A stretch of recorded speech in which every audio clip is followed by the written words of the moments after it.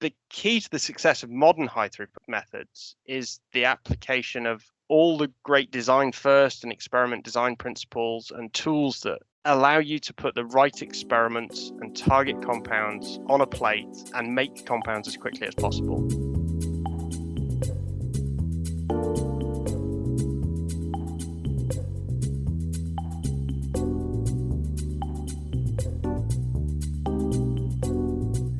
High-throughput experimentation is a powerful tool for accelerating research and development. In recent years, it has become an important part of the pharmaceutical and chemical industry. The interest in HTE is exciting, but many people don't realize it's actually been around for decades. We wanted to have a conversation about the origins of HTE and why it might have been unsuccessful in the past. That way, we can understand how it can be successful in the future. Hi, I'm Jesse. And I'm Charis. We're the co-hosts of the Analytical Wavelength, a podcast about chemistry and chemical data. Today, we're talking about HTE, and our first guest is Ralph Rivero, a consultant at 2015 Visioneers. Ralph has decades of experience with HTE, and now he consults on research and development, IT, and informatics. Joining us here today, we have Ralph Rivero, Senior Principal Visioneer at 2015 Visioneers. Ralph has years of experience in the pharmaceutical industry and with HTE, including at companies like GSK and Merck. He received his PhD in organic chemistry from the University of Pennsylvania. Welcome, Ralph. My pleasure. Yeah, it's great to have you. All right, let's start with our usual icebreaker question. What is your favorite chemical? Wow. Okay, that's a tough one. But so if you say chemical, I'll take it to an element, and I guess I'm going to be slightly boring here because I'm an organic chemist. So I'm going to go with carbon as my favorite element. It's what I went to school for 5 years to learn about the chemistry of carbon, and it's continuing to grow the knowledge around carbon-based chemistry. Organometallic chemistry, all the different types of chemistries that are growing. So it's kind of a boring answer for an organic chemist to say carbon is their favorite element. Now, if you said chemical, that's pretty broad too. I'm just going to go with that as my favorite element for now. That's great. There's a lot of possibilities in there, you know? Yes, there is. Everything from coal to diamonds. It's perfect. Yes. You have a lot of experience with high throughput experimentation. Can you kind of give us a little bit of your background so people are get a sense of what your experience is? Sure. When I joined the pharmaceutical industry back in 1987, it was an era where computational CAD, computer-aided drug design, was the new transformational technology that was going to change our industry. And like many other new technologies, it had a lot of irrational exuberance that didn't necessarily pan out. It was a time where we were using computational and computer-aided drug design to design molecules, but designing molecules with that fit binding sites, of course, it was not the full story. So soon after I started working at Merck, combinatorial chemistry was introduced to the industry, and I saw that as an opportunity, being a medicinal chemist, learning that you are continually going through iterations of design, make, test, and analyze. Those iterations occur infinitely during a drug discovery program. I saw combinatorial chemistry as an opportunity to prepare, obviously, multiple compounds, but not necessarily to screen them as mixtures, which is where combinatorial chemistry began, screening mixtures. But I saw it as an opportunity to use the technology to prepare arrays or use it for parallel synthesis to prepare discrete molecules so that you could, in essence, ask multiple questions. You have a hypothesis, you have multiple hypotheses, and you use technologies, use automation, liquid handlers to prepare multiple compounds at the same time, which give you multiple answers. And therefore, in theory, your iterations should be reduced because you are getting more answers to more questions. So that happened in the late 80s, early 90s. And again, it was in its infancy. Combinatorial chemistry maybe got a little bit of a bad rap because it was primarily used to screen mixtures. But I see that as an initial lead in to what was parallel synthesis and high throughput experimentation. And then it's been evolving ever since. Mm-hmm. So you kind of touched upon this with your experiences starting in the 80s and 90s, and there were some basic HTE capabilities available, but it seems that many scientists are still doing things much the same way 20 years later. So why do you think HTE has been relatively slow to be adopted? Yeah, so I think part of it was the initial hype. Of course, when the hype doesn't necessarily pan out, I think it turns off maybe some people that have to make the decisions on investment. But more importantly, I think the technology has continued to evolve.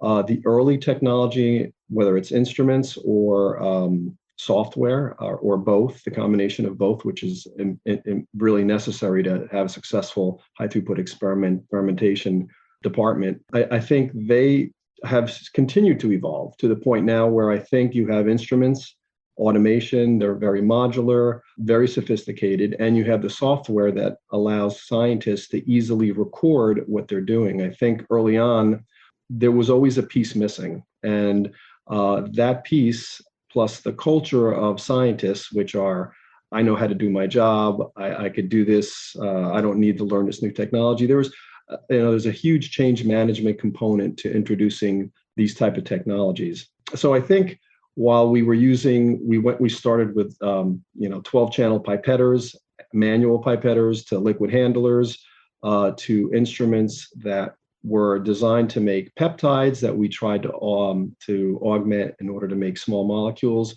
That evolution has continued over the last 20, 30 years, and it hasn't caught on because I think it's a moving target. It's very dynamic, and the skill sets that are required, and also the way we've tried to implement it. I think in industry, there's been a lot of debate about whether you centralize or decentralize. There's new opportunities now with cloud labs where organizations are taking on the big investment of the automation and the software, and literally democratizing the technology by allowing folks who don't have access to it to have access to it. So it's still moving, even though it's been 2 or 3 decades.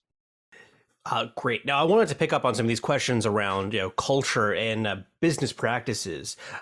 Building a successful HTE program is sometimes seen as just being a technical problem about getting the right combination of equipment, software, and scientists all in the same building.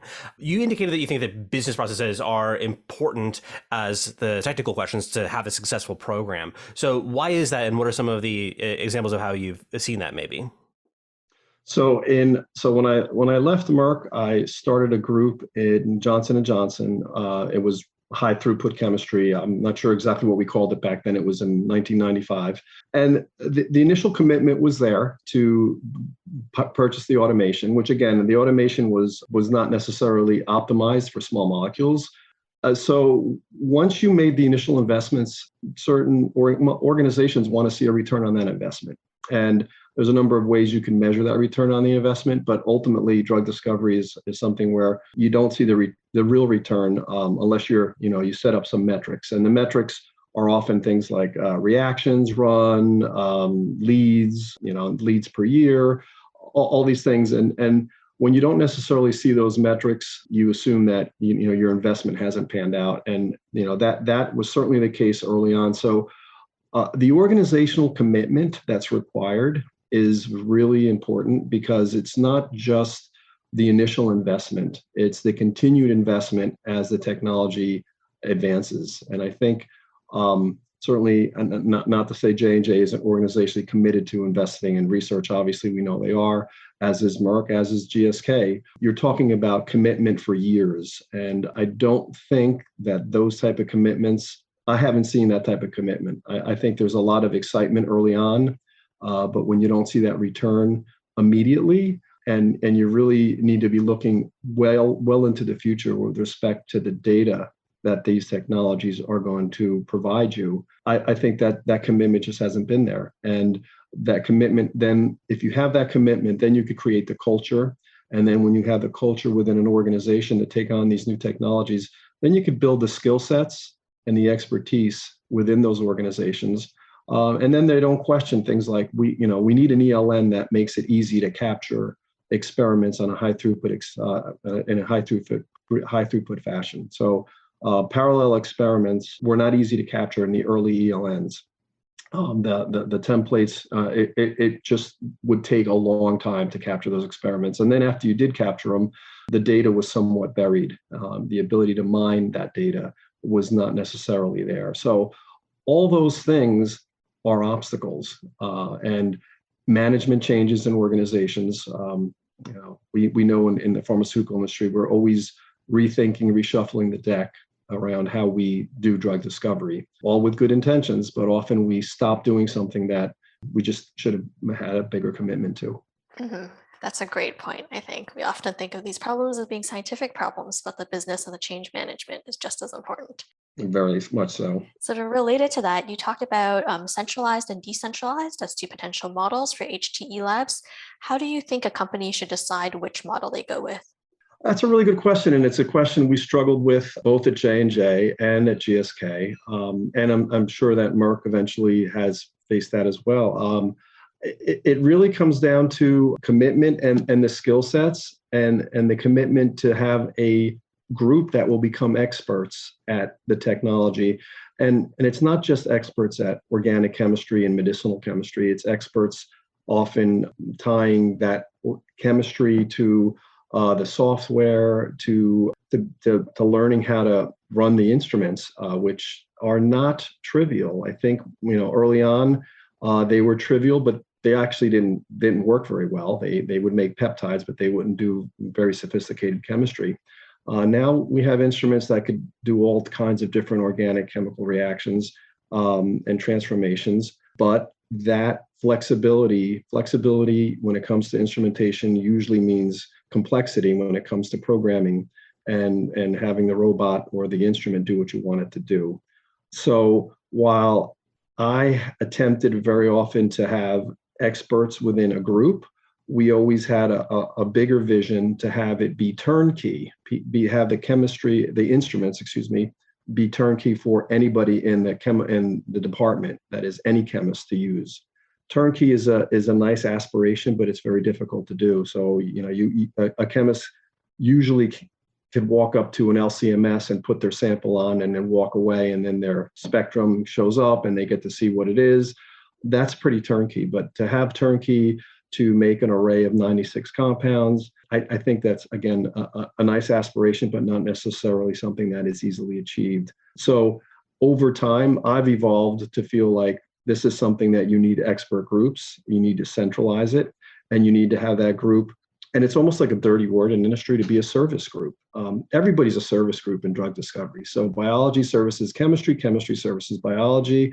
It's the ultimate team sport is what I say about drug discovery, because you can't do it alone. There is many people that are involved. And that expertise, high throughput experimentation expertise, is critical to generating data that is used to make decisions.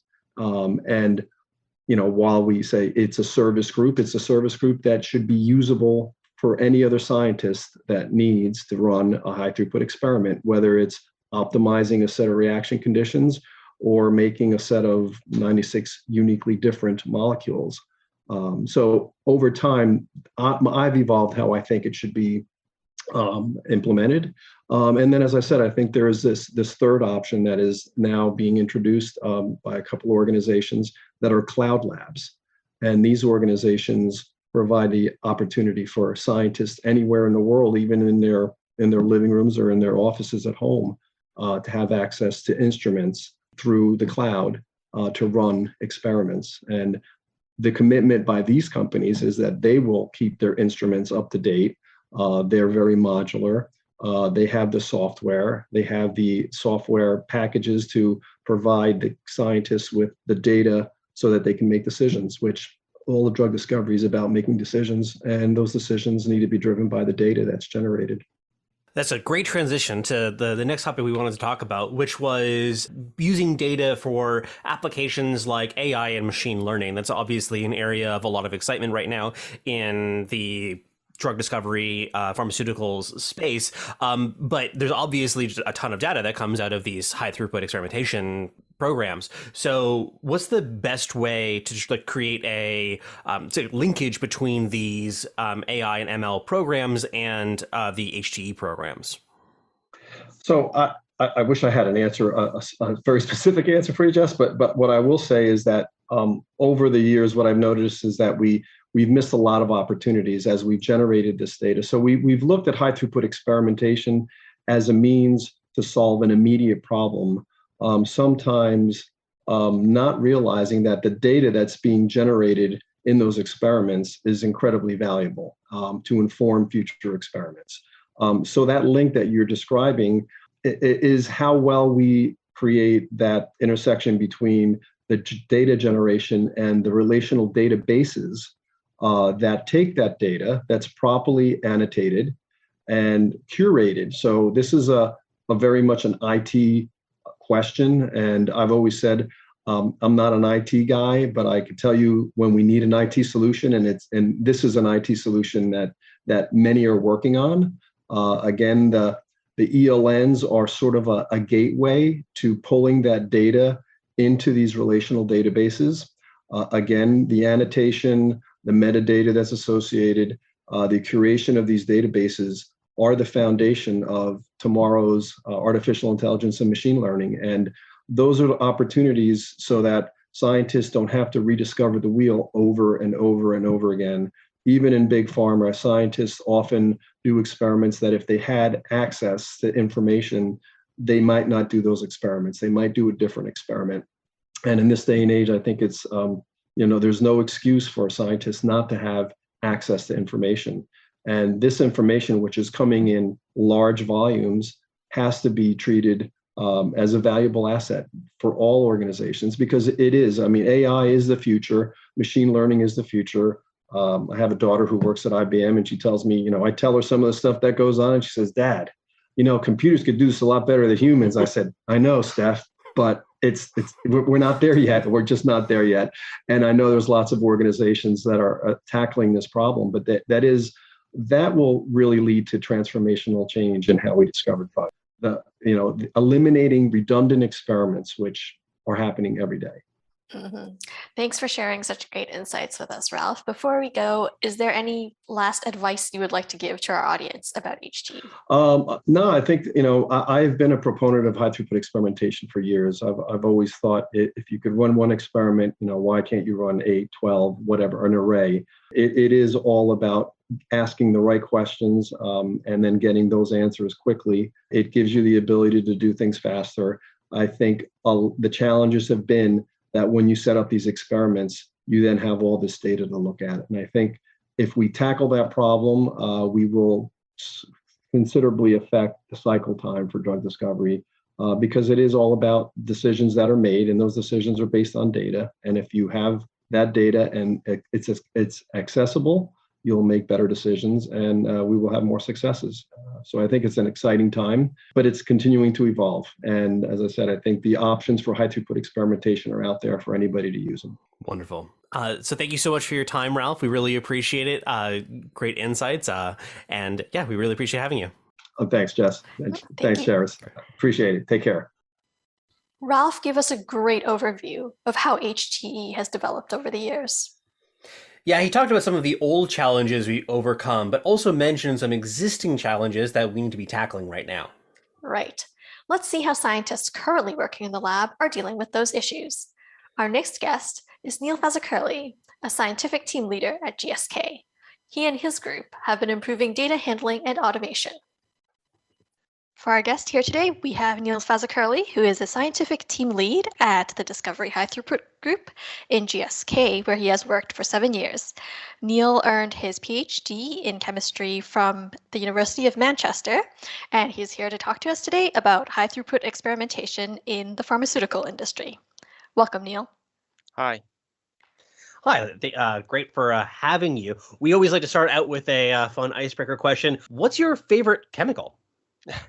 So samarium diiodide, it's a single electron reductant that I spent about 4 years of my life working on during my PhD. And there's a wealth of highly selective transformations that it's used for to install really interesting molecular architectures. I guess for something people know about or heard of, paracetamol and Tylenol, not just because no one likes a headache or it's great for kids when they've got a fever, but right back at the beginning of my exposure to organic chemistry, I spent a week's work experience during high school in a research lab. And along with other demonstrations, we made paracetamol and recrystallized it, got analytical data on it, and looked at it under the microscope. And I guess that inspired my love of building molecules. So that's really why I love samarium diiodide, because it's been used to construct some really tough natural products through some pretty neat reactions. That's really cool. And definitely a unique one for this podcast. The first time we've heard that one. Yeah, you're speaking to a synthetic chemist when they're talking about the samarium iodide, as opposed to the water or caffeine. All right, so on to HTE. Over the last several years, we know that GSK has built up its HTE capabilities, including its data management features. What were the objectives behind this initiative? So I guess to drive from experiments to insights to decisions more quickly. And the primary objective of this work with ACD has been the development of a software package for the design, write-up, and electronic lab notebook standard write-up of our experiments, and the analysis of the results in a single software tool. The key for me is the association of our analytical results to all the experimental conditions associated with a well or an experiment. And this results in a data set that can be used to mine the results of our experiments and in the future train machine learning models, which inform how we design our reactions. We've come a really long way in being able to write up some really complex reactions and experiments, and having the software calculate solutions we need to prepare and generate sequence files for robotic weighers or our analytical instruments. And then I guess beyond that, we have our analytical data processed with automated peak picking, annotation, or automated structure verification of our NMR. And the key is that all of that data can be plotted directly against the components and conditions in a specific well of the experiment. HE and related fields of combinatorial chemistry have been around for decades. What new improvements make it a good choice for laboratories now? Because I think many people thought that combinatorial chemistry was kind of dead. Yeah, I think it's always been a good choice for labs. I think one of the challenges faced by CombiChem was a belief that getting more data points or making more compounds removed or lowered the burden on design. And we know this is a numbers game you can't win. Chemical space is too vast. There's not enough carbon to make and test everything. The key to the success of modern high throughput methods is the application of all the great design first and experiment design principles and tools that allow you to put the right experiments and target compounds on a plate and make compounds as quickly as possible. Ultimately, our philosophy boils down to, if the results of experiments 1 and 2 don't inform on whether you should do experiments 3 and 4, then do all 3 at the same time, on the same plate, and analyze the data all together. And that extends to whether you're asking 24, 96, or 1,536 questions. They should all be well thought out and designed. That makes a lot of sense. So what are some of the challenges involved in setting up HTE in a lab? I guess the bottlenecks change, and sometimes it can be quite hard to predict what will break. As chemists, we're quite used to being the bottleneck in drug discovery process, and biologists knew they could test everything we would make, and we could easily get an analysis on all of our compounds. But when you shift from a team of chemists making a few hundred compounds each month to a world where an individual chemist can make thousands of well-designed compounds each week, then suddenly the analysis of those compounds becomes slower than the synthesis. The interpretation of the data and design of the next round of compounds really becomes important. How can you use models to accelerate this? And that's something we're really looking at. All of the matrix team need to up their capacities to understand the biology of the compounds. Actually, even data transfer between servers can cause a lag that impacts timelines. And ultimately, you break other people's processes. But I guess if you don't, you haven't gone big enough. Yeah, I think that that's a really important point, particularly in any sort of innovative field. Like, the thing about innovation is that you need to be pushing boundaries. You need to be doing something kind of special. So it's great that you guys are kind of acknowledging that in your philosophy. But along that line, HTE generates a lot of data very quickly by design. Are there any best practices for handling that data that you guys have either come up with yourselves or through your interactions with the literature? I guess you ideally have some really nice software that does it for you. And I guess that's what we've been trying to do with ACD and build that package. I think it's all about the automated tabulation of your analytical data, such that your data isn't trapped in static tables and flat PDFs, or even worse, paper lab notebooks. You need a solution that associates your tabulated analytical data with the conditions, the reagents, the compounds in each well of your experiment. And once this is taken into a database or a reaction data model, you have the opportunity to make real use of it through the leaps forward in machine learning and neural network models, which you can use to really help more rapidly design your next round of experiments and drive you to a decision. It sounds like there's a lot of room forward with what you can do with the data once you've collected it. What advice do you have for some of our listeners who might be interested in building up the HTE capabilities at their organization? Really think very carefully about the questions you want to answer. It's easy to get excited about automation solutions and robotics because they're really cool. Experimental design, hypothesis, and synthetic method are important, even more so than singleton chemistry. My personal view is that an automation solution that can be configured to do almost anything is almost always configured not to do the thing you want to do today. So investing in the specific tools that automate really well-defined processes, and then really working on the smooth handoffs between them, will drive the most efficiency. Beyond that, build great relationships with the teams you work with, be those the assay scientists who need to generate data on all your compounds, or the computational scientists who support you to derive insights from your experiments and your data, or the software team you're working with on developing tools to allow you to design, write up, and analyze your experiments. Well, thank you so much, Neal. I think that's all our questions for today. But that was really lovely, and to hear all about it, a lot of insights there, I think. Thank you very much for your time. It's been great speaking to you. Thanks. It was great to hear how Neal's team is working with high-throughput experimentation and how software is helping them handle their data. Yes, we've had quite the perspective on HTE this episode, from the 80s and 90s to what's happening right now inside pharmaceutical labs. Remember to check our show notes for additional resources, including a link to Ralph's team at 2015 Visioneers. Thanks for your support of the Analytical Wavelength. This is the last episode of Season 1. We'll be returning in early 2022 for Season 2, which will be all about predictions. Join us to hear about using AI in drug discovery, machine learning in chemistry lab, and computer-assisted structure elucidation, featuring guests from academia and industry. Remember to subscribe so you'll know when we return. We may also drop a bonus episode into the feed in the meantime.